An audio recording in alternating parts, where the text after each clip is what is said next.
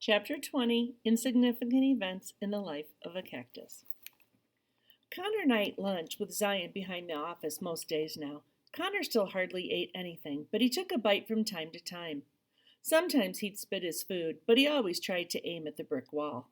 Every now and then, though, Zion and I would have to do some serious ninja blocks when a pretzel or a grape flew at our heads. I sat with the boys on the sidewalk by the office as Zion said, "I think I might audition for the Wizard of Oz." He blushed so hard I could see the red coloring his brown cheeks. "Oh, yeah? What part?" I asked him. He shrugged. "I don't know." I thought for a moment. "Let's see, you would make a good lion." He frowned. "Because I'm so fat?" "No, because you need to find your courage." I nudged him with my foot. "I'm only half serious." He smiled. "Have you guys ever done anything like that?" "What, audition for a play?" Connor asked. "Yeah." Connor looked at Zion like he was crazy. "Yeah, right." I frowned at Connor. "You'd probably be a good actor." "The only part I could ever play," Connor said to me, "would be the part of an annoying, yappy dog." I didn't know what else to say about that, so I told them. My school back in Kansas held this playwright contest in 6th grade. Anyone could submit their own ideas, plot, and script for a play. The winner got to have their play produced. I submitted the most awesome script of all time. "Wait for it," I said dramatically. "Down and Dirty in Kansas City." Zion snorted and a little of his juice box came out of his nose. He wiped it away. "What was that about?" I cleared my throat. Down and Dirty in Kansas City is the story of a completely awesome ninja named Harold who lives in Kansas City and fights criminals with the help of his trusty pig named Gerald. So, Harold and Gerald are this crime-fighting duo who stop a gang of criminals from robbing a bank. They also fall in love. Not with each other. With a beautiful vixen lady and a lady pig. The play ends in a double wedding for Harold and Gerald and their partners. Connor giggled and Zion choked on a little more juice. "The climax of the play," I continued, "was supposed to be when Harold and Gerald finally face off with the main villain." I tossed my hair back. "Played by me." And the exciting battle to the death ends in Harold and Gerald ripping my arms off and blood splattering everywhere while I dropped dead on the floor. I had thought we could borrow those fake arms again from Emily's mom. "Did you win?" Zion asked. "I totally didn't win. Plus, we had to have a meeting with my parents. They had read the play already and thought it rocked, so they were a little confused about the whole thing."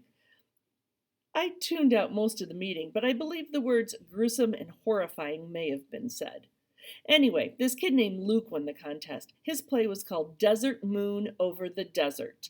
I found it a little redundant, but I guess the judge thought his work was spectacularly creative. What can you expect from the same people who thought Down and Dirty in Kansas City was a stinker? "Really," Connor said. "What was his play about?" "Desert Moon Over the Desert" was about a moon, seriously, that looks down over a desert. I'm not kidding. And falls in love with a coyote. I'm totally serious. And the coyote falls in love with the moon. Of course, the moon and the coyote can't be together, so the coyote howls and eventually befriends a cactus, and everything turns out all right. "Were you in it?" Zion asked. "Yeah, I played the cactus. My costume was this drab green, so I wasn't bright enough on stage. We had to spray the whole thing down with sparkle spray paint. We had this giant paper moon on the stage with lights behind it, so I was all sparkly and shiny from the light of the moon. It was pretty cool. I loved being up on stage, but I had the most ridiculous lines. I still remember them. I recited my lines just as I had done in the play. "Coyote, the moon is many miles away, but I am here on earth with you. Coyote, my friend, don't prick yourself on my needles when you give me a friendly hug.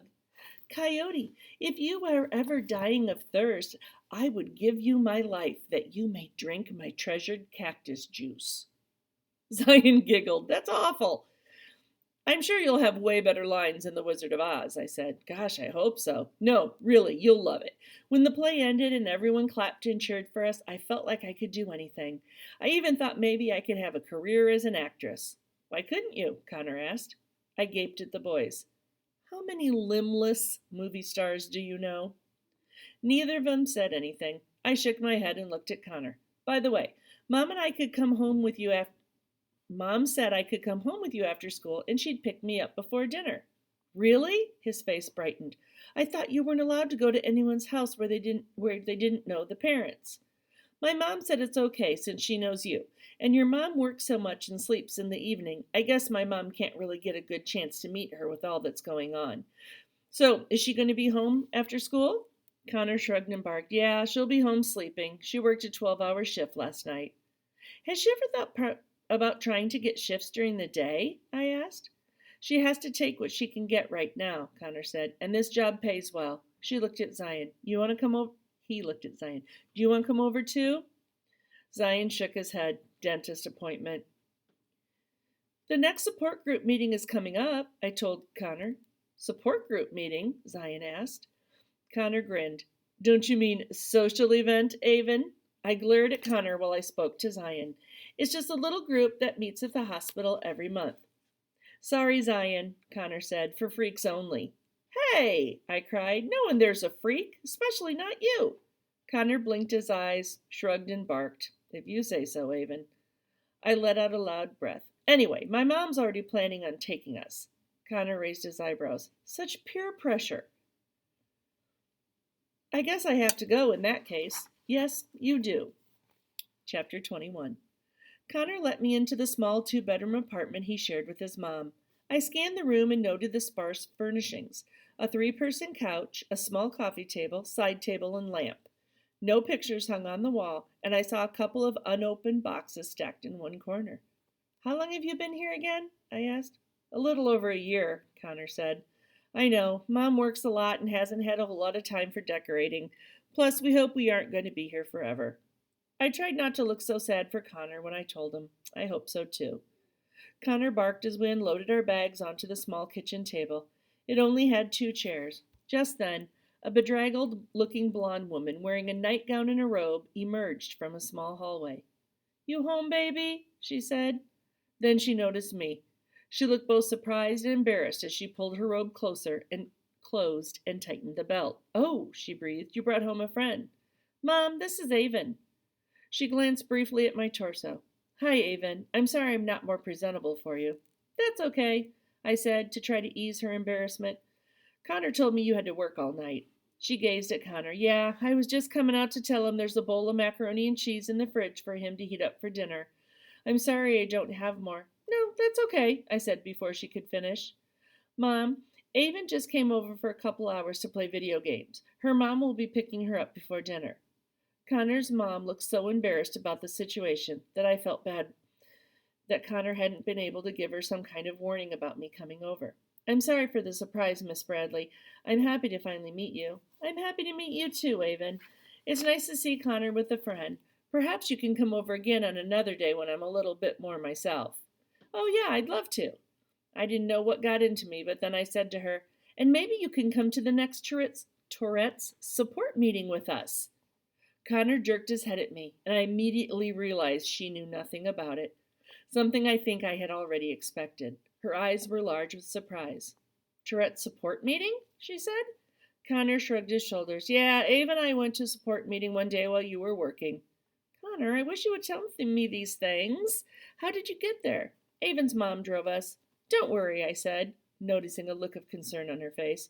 We're not like a psycho family or anything. We're totally normal except for... And I motioned towards my shoulders with my head. But my parents had nothing to do with that. She gave me a tired smile. I'm sure your family is lovely. She turned her attention back to Connor.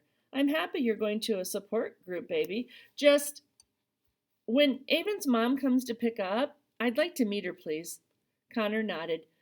She went to him and kissed the top of his head. I'm going back to sleep. Could you wake me in a little bit so I can make myself more presentable? Connor nodded again. Then she walked back down the small hallway and disappeared into the dark bedroom. I turned to Connor. Your mom's nice. I don't know why. He cut me off. I wish you hadn't told her about the support group. She doesn't have time to go, and now she'll just feel bad about not being able to. Why didn't you at least give her a chance to decide what she wants to do? She doesn't need any more stress than she already has. I didn't think the support group would stress her out. I'm sure she's more stressed out not knowing what's going on with you. She's better off without having to deal with me. I suddenly saw things so clearly. It wasn't at all that Connor's mom couldn't stand him, as he had said. It was that Connor couldn't stand himself. He blamed himself for all his mom's problems. His dad leaving, this tiny apartment, her hectic work schedule. I knew he felt it was all his fault. But from what I'd just seen, I strongly doubted she felt the same way. Connor, she's your mom. She doesn't deal with you. She loves you. Why don't you let her? Why are you always trying to fix me? Connor snapped. Why don't you just be my friend, David? I don't need to be fixed. I don't want to fix you, I said. I don't think you're broken or anything. I just want to help you. Friends help each other. I'd rather you just play video games with me. That's how you can help. I lowered my eyes and ran my rainbow-striped flat over the dingy carpet. Okay, I said, but I won't stop going to the meetings.